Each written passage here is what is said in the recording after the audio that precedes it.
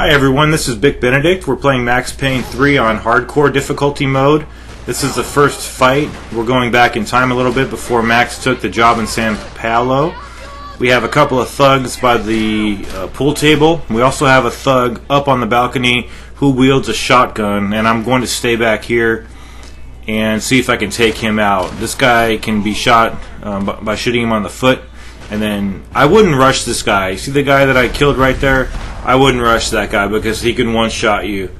But what I'm going to do is I'm going to go up there on the balcony and get that gun that he was wielding, equip that shotgun. So here's a couple of painkillers behind the register.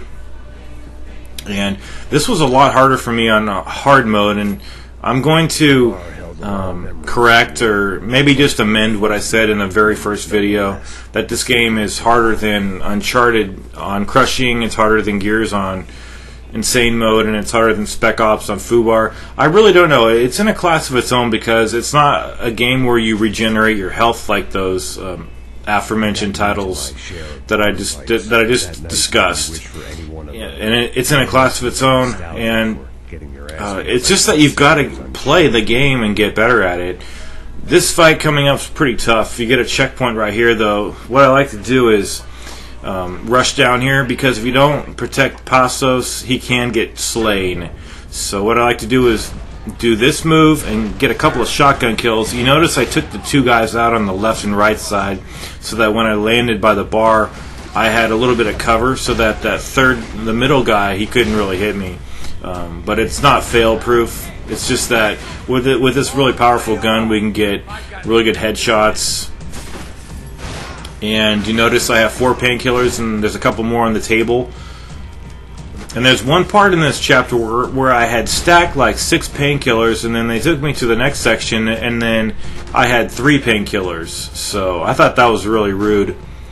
So that kind of confirms what I was thinking about things carrying over from level to level as far as those health items. But not only do they not carry over, but sometimes your supply diminishes a little bit. So in reality, I didn't have to conserve all the painkillers, but on the other hand, I did very well, and I got better by not taking any damage over here. So I really enjoy this section. It harkens back to the earlier Payne games.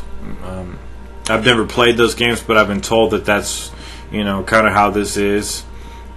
Him in his leather jacket, really awesome. The music in this game is just so intense, and it pumps you up, and it just makes you feel like every fight's a true battle.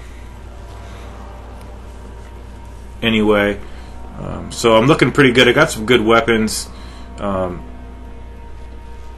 I still didn't remember. I'm not going to get into the story because it's convoluted.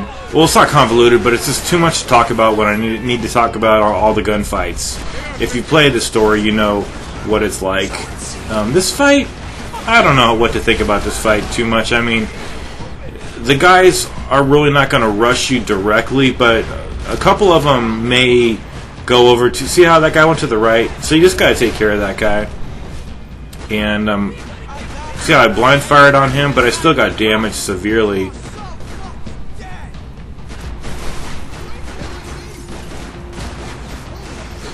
And this game is just, I keep saying that this game is wonderful, and it really is. The only feeling I could really think about it is that it's just going from one gunfight to the next, but the music always changes. The atmosphere, they all vary so much that you really don't feel claustrophobic or that set pieces are being used over. This game has a lot of high production value, and it really shows. And it's just flat out fun. And the fact that it's even harder than I would rather have it is a perk, because I like really challenging games. I like games that challenge me and make me and force me to get better, and games that don't condescend to me. But this game, you really have to play it on its own terms.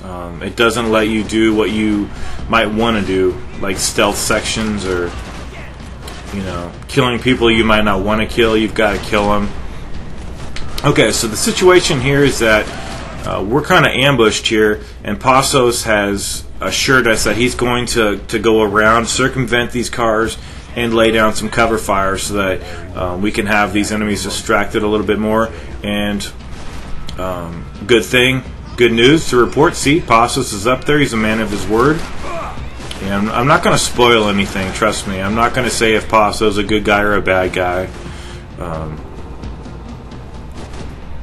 So let's see. He really, I don't know. I guess he distracts him a little bit, but yeah, there he goes. He killed somebody, looks like.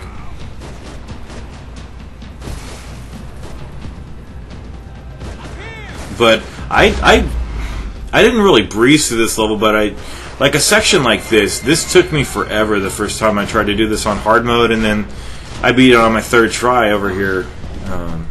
So this situation is difficult because you need to always be aware of angles, of like if the other guys are going on the other part of the roof, you need to adjust where you're standing so that you have sufficient cover. But the problem is when you're trying to do that, you may have another enemy in another area who can hit you based on your movements. So like this position here, if I hadn't killed the other guy, I would be getting shot in the back right now. So but this is pretty okay. So once you clear this first wave, though, it gets significantly easier because the guys are on other roofs and you can just stand back and fire on them. And I would say that like the best ticket to victory and the best safe route through this game is to always stay in cover and try to put as much distance between yourself and the enemies as possible, and always utilize that bullet time practically. And don't overuse it, but by all means don't not use it. So anyway, even though there's no enemies on the scene, I'm always cautious. It always pays off because I don't get ambushed. Although ironically I did get ambushed, even though I was being cautious up ahead, and it was the only time I got killed over here. So you're going to hear a bunch of voices. They're coming from the other side of the roof, and I would not recommend jumping down there quite yet because we can just take it. See, these guys cannot jump up to us. So we're going to employ the third-person camera trick and just take care of these guys. We have a nice, powerful shotgun to do so. And there is an incendiary device up there. You see that green jar up there by the... I think it's some kind of a fire pit up there. If you see any enemies up there or anywhere near that, you could shoot that and destroy those guys. We are going to be doing a section where up ahead where we can drop a car on an enemy, and I really like those kinds of things where you can interact with the environment and kill people by having parts of the environment interact with the enemies. So just cautiously moving around, and this distance from the enemy is very good. See that? Now I'm just gonna make my way over here. I think I may have taken a hit. Nope, that was a close call though. So I knew that this guy was located over here, so I'm gonna put my Uzi on the right side like I always like to have it. I think some Uzis are stronger than others, but they're obviously not as strong as any rifle that you have.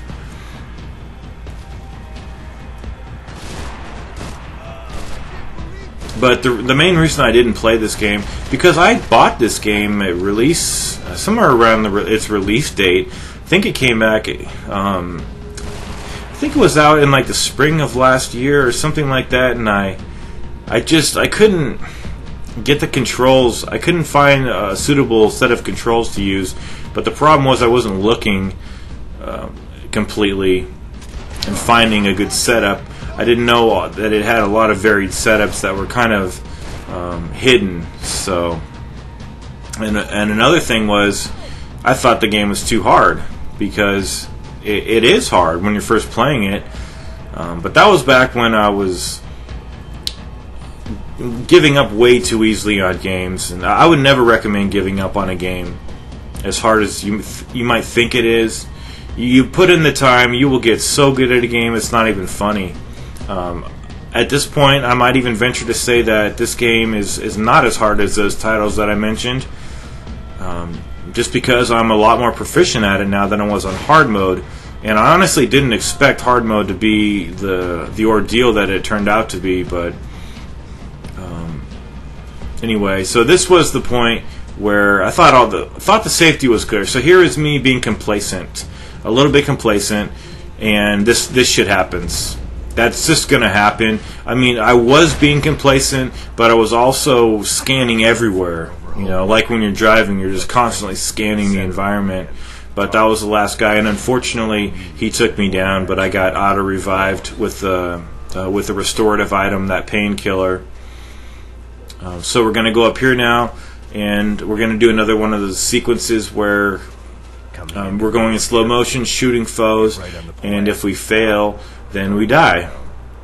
What happens actually up here is that if you fail, you'll jump onto the other side of the building, but one of the guys will shoot you in the head while you're hanging off the ledge. So utilize bullet time, get X's over these guys' heads, and as long as you kill all of them. See, I think that one last guy in the background, he might not have got killed, so you may need to just kill the majority of them. I'm not particularly sure. But I know that I survived right there because no one shot me in the head as I was trying to pull myself up to the rooftop. So we're actually almost done with this level. I trim a lot of the cutscenes out. That's just because I'm trying to monetize these videos, and the more cutscenes I have, the less likely that I can actually start monetizing them. It's no problem with the audio since I speak over the entire video. But okay, we have something else to do right before the garage fight. This sequence right here, very easy sequence. I think we have a couple of sequences like this, but I mentioned the writing in the very first video. The writing is like a Norman Chandler book. Just complete film noir, and it makes it feel more like art than just a video game. And that's not to disparage video games, because I love my Gears of War, I love Uncharted, but this game is just, they must have paid top dollar for some really good writers to come on board. And the voice actor, I believe he's the same guy who does the other Max Payne in the other games. He's just got such a dry wit, and it's just such a human character study. And I know that sounds, kind of lame, but it's just that this guy lost his wife and kids, and he doesn't really care about anything, But he does have a very high moral code within him that he wouldn't be doing all this shit unless, here he's just defending himself. But when he goes into San Paulo and those thugs kidnap his charges, who he was supposed to watch and keep safe, then his sense of duty really kicks in, and he will not stop until... it's like he's what's the word? Monomaniacal, like the way Captain Ahab was in Moby Dick. He's got one focus, and that focus drives him to the bitter ends. I think it's monomaniacal. Yeah, that's what it is. Singularly driven to do something at the cost of sanity and safety. But this guy, he's really just fighting for a way out. But he doesn't let... he always tries to do what he's supposed to do, his job. And this part, you can kill that kid that jumped under there by hitting the switch and having the car fall on him. I thought that was hilarious. Okay, so this part, Not too challenging because we have. You should have a strong rifle here, and Passos is going to take care of some guys for you. And with that one guy killed under the car, we're in pretty good shape to just deal with these guys. And just doing some pop shots, getting back into cover. Just always glancing at that at the bar next to the silhouette of the human being on the right side of the screen above my watermark, just to see how much bullet time I have in reserve. It's very liberal. It really is. It's not even any kind of restriction that they impose from hard mode or anything like that. It's not like they give you less or anything. You might even get more if you're almost on the verge of death, which is a way I think that the game balances the difficulty a little bit.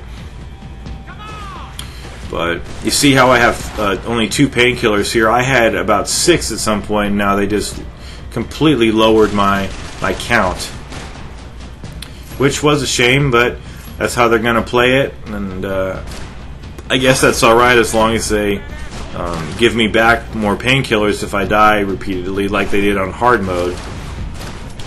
That's not really me trying to be a sissy about it. I don't like, when I'm stacking painkillers, I don't want them to all be taken away from me just because we're moving on to another section. This don't show the blood so much. So over here, I believe we have a painkiller in this next room.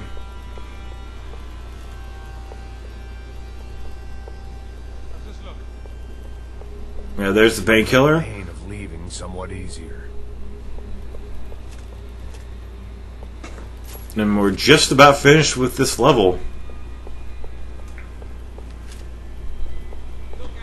Just looting bodies. The longer this went on, the more I wanted to prove the killers wrong. You can't buy your way through. Yeah, I think one more fight before we conclude this level. And once again, it's not a difficult level because the enemies normally won't rush you, and you can stay behind this piece of cover. But I like going behind the trash bin. It goes back to what I was saying about placing distance between yourself and the enemies. So I'm gonna do the little double. That roll right there is double tapping the X button, but it might not be X for you if you have a different control scheme as I do. If anyone wants to know my control scheme, let me know. See, that guy did rush me right there. Another thing, it's all well and good to ask questions about my control scheme, while I'm posting these videos, but 6 months down the line, I won't have a clue what you're talking about. So that's just one of the drawbacks. And just watch out here because you might be able to kill Passos if you're aiming in the direction he's aiming. So here I'm just kind of stealthily maneuvering behind this trash bin and shooting through the fence, crouching, swapping shoulders whenever necessary.